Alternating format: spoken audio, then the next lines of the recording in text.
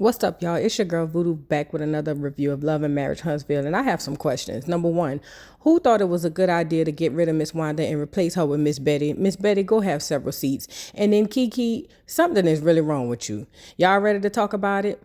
Let's go. Oh yes, bitches and hoes. I'm back. I drop a player like it's nothing, it ain't working out. Now no debate up for discussion, bitch, I'm walking out. My time is money, I ain't loving, let you toss it out. Flip my weave and walk it out, look how I just bossed it out. Now come on baby, why you bugging, we can't talk it out. I keeps it moving, I ain't tripping, lost another spouse. I'm just a boss, it's in my blood, no I won't scream or shout. Grabbing my keys. Cause oh yes, bitches and hoes, I'm back with another video. We here to discuss Love and Marriage Huntsville, girl, season 6, episode 6, I believe it is. Girl, let me tell y'all something.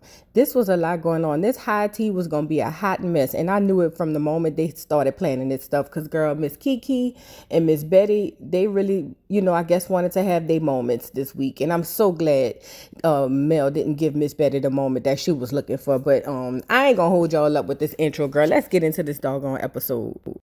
So the episode opened up. Mel goes to check on Tiff after she had got into it with everybody at the spa, but basically telling Kiki she didn't really appreciate that she was snaking her cousin and don't trust her. Listen, we all feel the same way. I don't understand why Kiki is running around trying to save her name and save this and save that. Girl, you're done. After you snaked your own cousin, you can never recover from that. And that's just what it is. So I don't know why you just feeling some type of way. But anyways, so they sit down and Mel says she's inviting Tiffany, to this doggone high tea because she wants her to come out and learn how to communicate effectively because she know that they had got into it, at the other spot or whatever, or at the spa day. And she really wants them to, learn how to communicate. And, Tiff was here for it. Tiff said, you know what, that'll be cool. Because, last time me and Kiki was together, it did go a little bad or whatever, She was like, so I do want to be able to communicate effectively. So I'm here for it. She was like, but girl, how's everything going on with you and Martell and the divorce and everything? How's everything been going? So now Mel brings up the fact that Martell came down there and acted a damn fool at the doggone birthday party, which we all saw because he felt like he couldn't get invited. And I was on the side of, I felt like he should have came, but it ain't my place. But I also felt like she didn't open the lines of communication. Well, apparently I was wrong, and I could say that because I'm grown, because she said she basically called Martell with her daughter on the line, and her daughter was basically asking Martell if she's still going to be able to go by him that day, and he basically told her no. And I said, you know what? You right. Martell ain't worth a dime. And to make matters worse, she even pulled out a phone and let her hear the recording of him telling that girl that he's not going to be able to come get her. And for the life of me, I thought that was just so messed up because Martell, number one, you are disappointing your children. Okay, and you are nothing ass father for this because you are disappointing your children. You are literally sitting up there making a scene, going down to this birthday party, acting a fool like as if you really just want to be in your children's life, when the fact of the matter is all you really want to do is just mess with Mel. That's just where we at. And that really blew me. And for you to get on that phone and tell that little girl you're not gonna come pick her up on her birthday when you made it seem like her birthday was the most important thing and you just had to be there, that's how I know the level of petty that you'll go to get up under Mel's skin. And I don't like it. I just don't like it. And to me, you will never be a real man when it comes to your kids if that's what you're doing and why you're doing it. It's petty, it's childish, and you're not going to reap no blessings from that. But anyway, let's move to the next scene. So in the next scene, Maurice and Kimmy are talking about how Monster not listening to nobody. Monster, she'll tell Monster make his bed, she'll tell him to do stuff, and Monster don't listen. Kimmy feels like, as his father, he needs to basically reinforce the things that she's saying because she's only a bonus mom. And, it's a fine line when you disciplining other people's children. I agree 1000%. I'm not going to discipline them like I had them because you don't know how another parent might feel about you. You know what I'm saying? Even these days and age, child talking to another child, somebody's child a certain way, of make somebody feel some type of way. So I totally understand.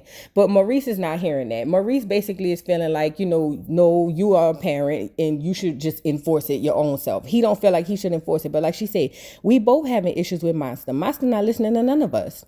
And as the man and as the father, you should be stepping in. Like it's a fine line. Like she said, disciplining other people's kids. I don't really want to do that. Maurice basically feels like he don't think that's what it is. He feel like since Kimmy and Kyle had their little beef back in the gap or whatever, that's the reason why she don't want to discipline Monster. And like she said, no, that's not it. It really don't have nothing to do with that. It's just a matter of like, I'm not trying to, discipline other people's kids like that, especially when they have a daddy here. Maurice decides to pick up his phone and dial Kyle on the FaceTime so that they can discuss it. And girl, listen, somebody said on Twitter, Maurice is, Kimmy is dealing with the exact same thing Tisha is dealing with. It's just packaged differently. And I fell out because that is so true.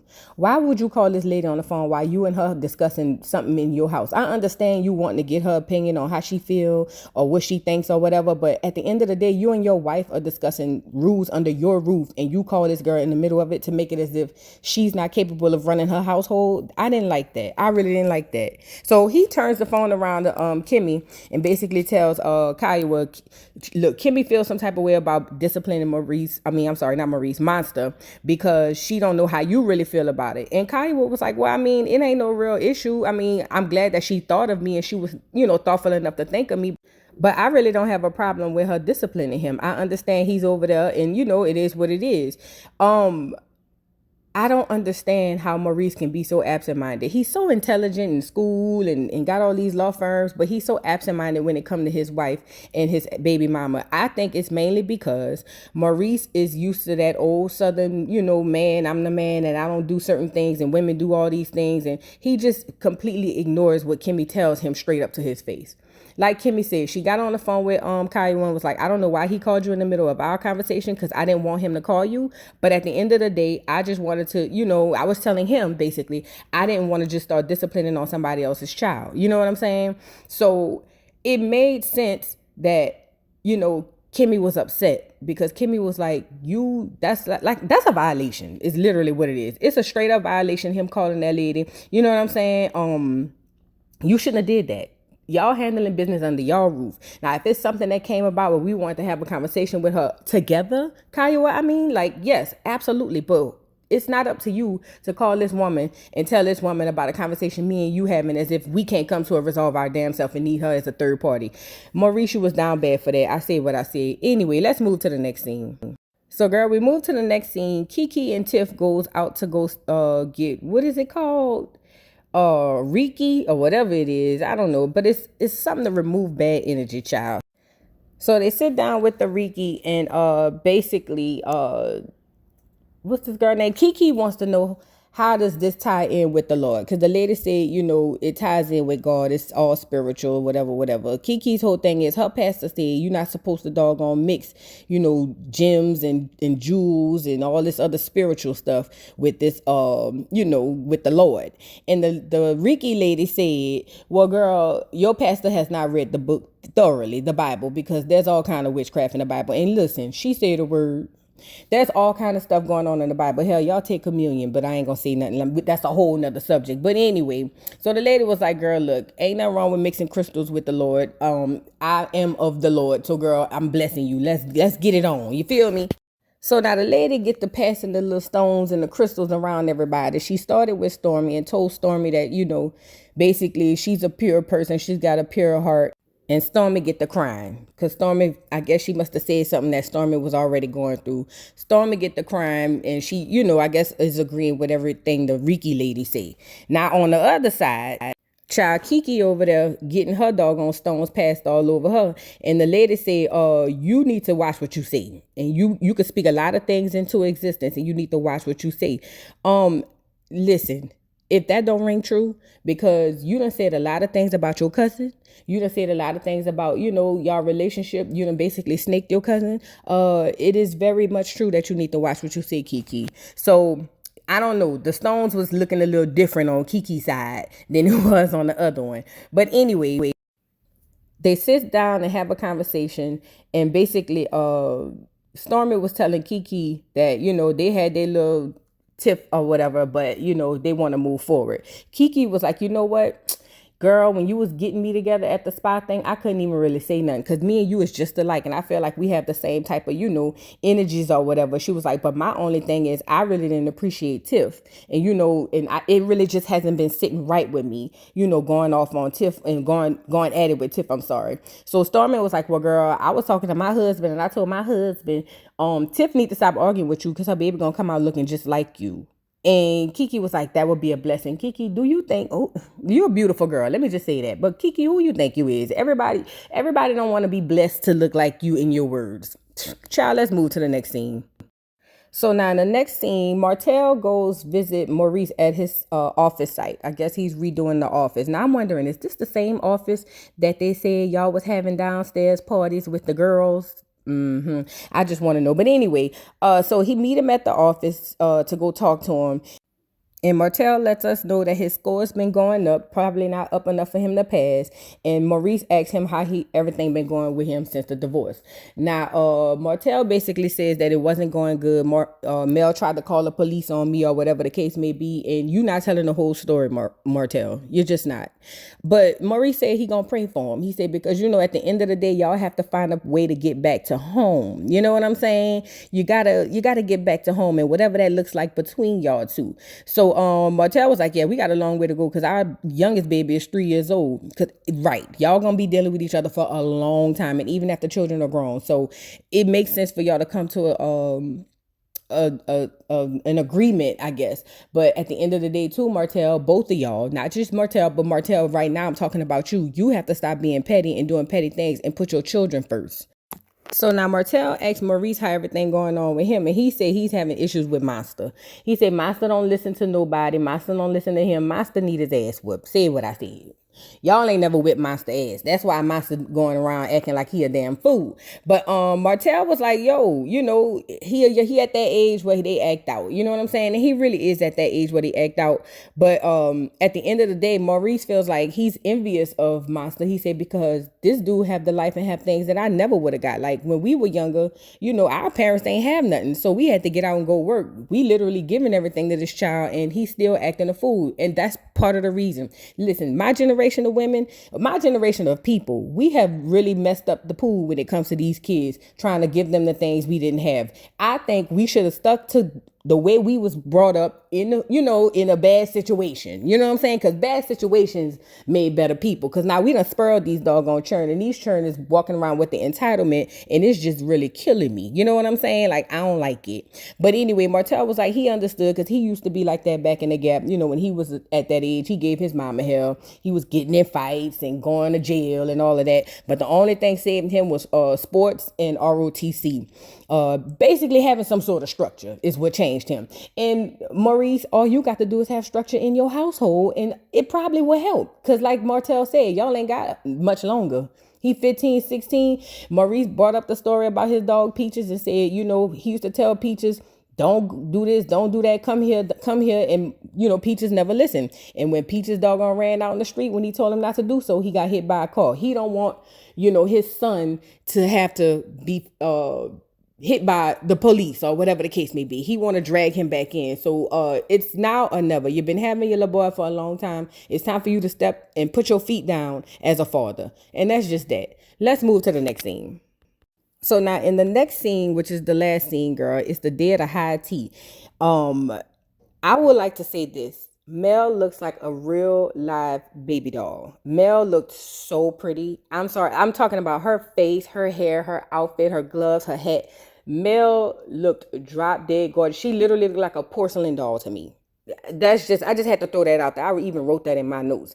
So now the ladies start to arrive. Tisha comes in and says basically she's happy her and Mel can move on and do better and be cordial and work together because, they had a long way coming, and they don't want to be in a negative space no more. Listen, let me tell you something. The fans don't like this. Tisha, everybody that the millimeters hate, they hate them forever. You know what I'm saying? How Carter said, if you got beef with me, you got beef with me forever. And I found that Mel can even forgive people, but the millimeters don't. So Tisha, I know you're getting up here feeling like you feeling good or whatever about y'all being back cool, but the fans don't like that, girl. They trying to go off with your head. You hear me? So So now everybody's at the doggone tea, and Stormy plus one is her mama. And in my mind, I'm like, why is you bringing your mama to this high tea? Especially if you know your mama got an issue with Mel because you wanted your mama to say something to Mel. That's just what it is. And y'all too grown to have to be having your mamas all up in your business, having something to say. And then another thing, we did not trade in Miss Wanda, which I personally like Miss Wanda. I know y'all hated her, but I like Miss Wanda. But we did not trade in Miss Wanda for Miss Betty. Miss Betty, with all due respect, go lay down. This is not your fight. Your child is grown. She don't need you fighting her battles. Go lay down. But anyway, let's get back to this high tea, girl. So now it's high tea time. And the lady is basically saying how she's going to help these girls, with their etiquette and how to speak to other women. Because as black women, we do have an issue with speaking to each other really, really bad. So I'll give her that. So Mel goes around pouring tea. And the lady gives her first lesson, which is how to hold your tea. And she said, when you standing up, you supposed to pick up the saucer and the cup. I say, oh, I ain't even know that. I don't even drink tea, y'all. But that still was something I ain't never know. Because, back in the day, you watching little cartoons or whatever, like Cinderella or, all them little cartoons or whatever that had the tea parties and stuff. You know what I'm saying? I didn't know that. So then she also goes on to say, when you stir your tea, you supposed to stir it backwards and forwards at 6 and 12 because that way it dissolves the sugar better. I say, oh, I ain't know that either. Girl, this lady taught me a lot in 2 seconds. I did not know that. So now Mel tells the ladies, look, last time we got together, we got into it. And I felt like this would be a proper way for us to learn etiquette and see how we can move forward as ladies and learn how to communicate. So boom. The lady, basically the etiquette lady, I forgot her name, but she got up there and basically says that, your words make people feel a way. So whatever you are or whoever you are, your words should match that. You should want people to match however you feel and who you are, right? So now Stormy gets up and hollers and say, well, I like to cuss. If I want to say I want that motherfucking thing over here and I want this, that, and the third, I should be able to do so. And people understand that that's just me. The lady said, look, girl, if that's how you rolling and that's how you getting down, okay, girl. But I mean, ultimately, you are what you say and what you speak. So now Miss Nell, y'all know her. That's the lady who Martell and Mel used to go by to get advice, because they've been married for a long time or whatever. And mind you, Miss Nell looked good. Everybody looked cute. I ain't gonna lie. I like the t-shirt outfit. Everybody looked really cute. But Miss Nell brings up the fact that, I know most of y'all ladies in here and I feel a lot of negative energy. So I think we need to have a talk about it. Like, let's talk about it. What's up? So basically, Miss Nell feels like the bad energy is coming from between Stormy and Mel. Well, Miss Betty jumps in and says, well, do you think it could be from me and Mel or Stormy's mama and Mel? And she was like, well, I don't know Stormy's mama to say that. So I don't know. I would never say that. And she said, well, the bad energy is coming from me. And let me say this. It was so forwarded and forced. That's the word I wanted to use. It was so forced. Miss Betty, you jumping in that just to say something to Mel was so forced. I would have rather you just pull Mel on the side before or after this tea party and say what you had to say. But you wanted to jump in so bad just to say something in defense of your daughter. I get what you were saying and you're not wrong in what you said. But in the way you did it, it was just so tasteless and so nasty and so lady, go lay down. You lucky you somebody mama because I'd have cussed your ass out. That's what it was given to me. But anyway, so Miss Betty feels some type of way because she says that Mel speculated that somebody privately recorded her and played it for Martell, and that the millimeters went crazy because they crazy, said what I said, and they basically started going after Stormy.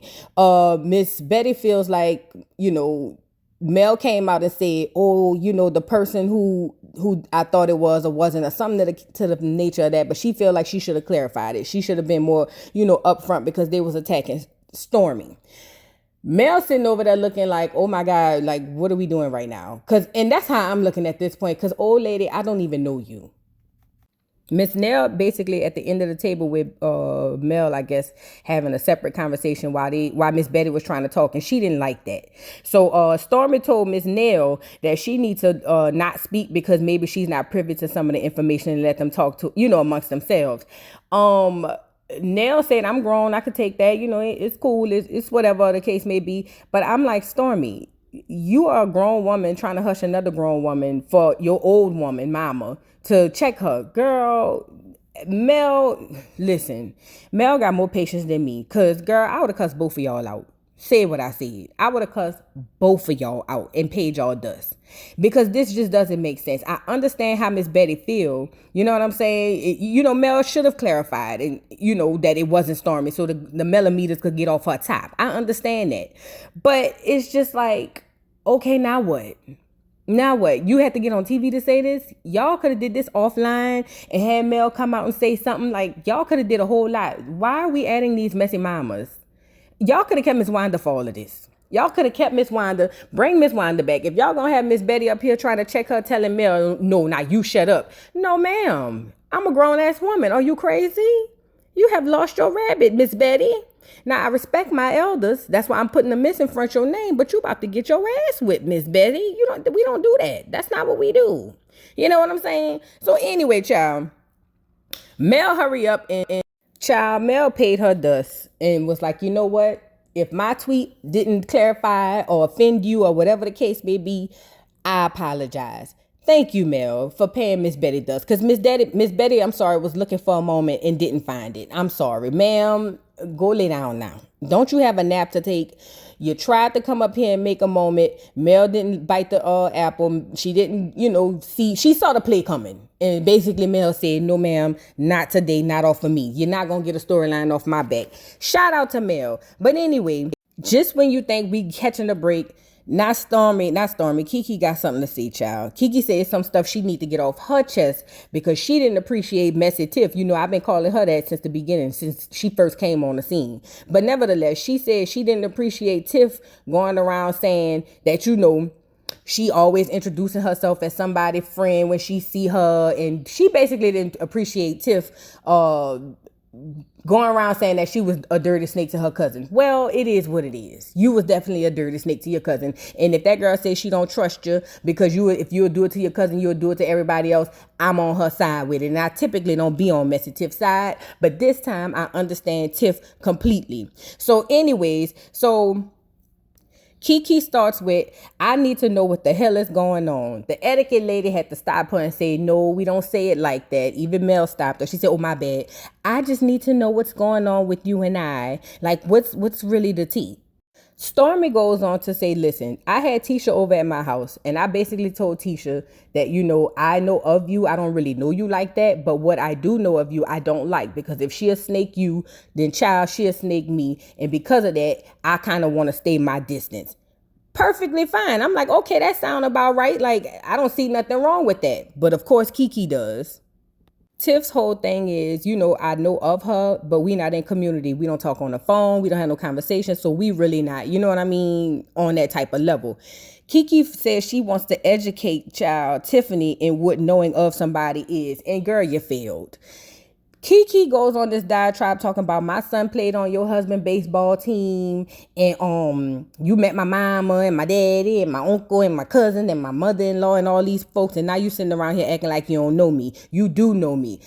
Girl, that doesn't mean that she knows you. That does not mean that she knows you, because listen, my child played sports all of her life. And I'll tell you this, I don't know none of them parents, because I did what I needed to do, spoke, hey, how you doing? And then I left and went on about my business. That does not necessarily mean that you know her or she knows you. Kiki, you tried it. You always trying it and failing. But anyway, Tiff goes on to basically say, girl, you're lying, the truth ain't in your child. Listen, although you have come on my husband's baseball team, our kids might have mutual friends or whatever the case may be. Girl, I don't know you. I don't know you. And ain't this coming in full circle? Because didn't Tiff and her husband came up there talking about Kimmy knew her? And Kimmy was like, girl, I don't know you like that. Girl, the world is a big old circle because everything come right back around. But nevertheless, she was like, girl, I didn't know you like that. Kiki said, you a lie and the truth ain't in you. You knew me. You knew me when I went on this crusade to help you find your daddy. And Tiff was like, girl, lies. Mel is the one who went on this so-called crusade because it really wasn't no crusade. And she was the one who helped me find my daddy. Now, right after that, you came to a meeting that was sort of like a follow-up. It said you had resources or whatever. But child, you ain't even follow up with the resources. So girl, you don't know me. We never talked nothing after that. It was only that.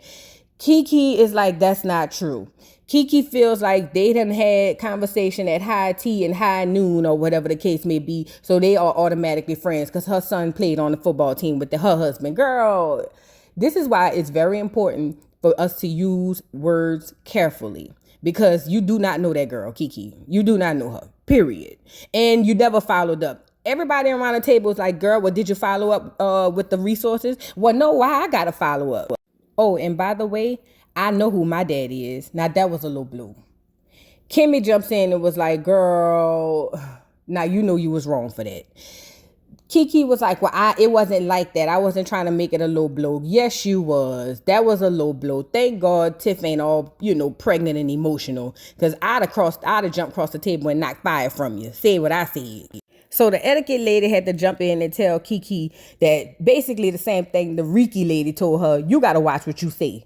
And as black women, we tend to tear each other down real bad. She said a word right there. She ain't lying. As black women, we do tend to tear each other down. Instead of you looking for, a way to respond, you was just looking for a dig. And that's why you did what you did. Kiki, you could be in a state of delusion and act like you don't know what the hell going on. You know what you did. You know what you did.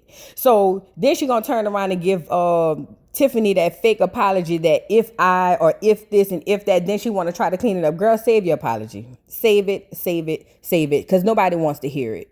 The etiquette lady had her work cut out for her, because baby, Mel was up there hollering, the etiquette lady better get them, because I'm about to cut the doggone whole event short at this point. So now the etiquette lady goes to tell Kiki, you are a beautiful person and you should want your spirit to basically match that. You want people to see you physically as a beautiful person and to feel like you're a beautiful person. Right now you're looking real ugly, Kiki. You're looking real ugly. You didn't have to say all that to that girl. Girl, it's a ruckus at the table. Kimmy is over there asking doggone Kiki why she didn't follow up with the resources if she really a friend. Kiki over there hollering, I don't give a damn about none of this. She just need to keep my name out her mouth. And I'm paraphrasing, y'all. It's a ruckus at the table. Mel getting her confessional and saying, I'm about to shut all this shit down because I'm tired of all these hoes at this point. The etiquette lady done came all the way down from Atlanta to be stressed out by these grown heifers and they one more at least. Girl, I'm just sitting over here saying, I knew this high tea was going to be a hot mess. I knew it. Mel was smart. Mel said, well, let me get y'all up out of here. Mel started getting up to pass around her gifts, girl. Mel said, look, I'm glad we was able to come to something, whatever we came to, but y'all got to go. You ain't got to go home, but you got to get out of here. She get the passing out gifts so she could hurry up and get everybody up out the door. She turned around and tell Stormy, my gifts ain't no Gucci bag. Because, she tried to give a Gucci bag to, what's that girl, Destiny, to say she wanted it to be Gucci. And that was the end of the doggone episode, girl. Listen, this high tea, girl, it was entertaining. But it has to be draining being in that group of friends. I'm sorry. I mean, every time you turn around, somebody beefing with somebody. Every time you turn around, somebody mad with somebody. Every time you turn around, it's always something. Y'all drop down in the comments what y'all thought about this week's episode of Love and Marriage Huntsville. Now look, they said the ratings has been down. Now I don't know what's going on. I guess y'all don't really care no more. Y'all let me know. You know what I'm saying?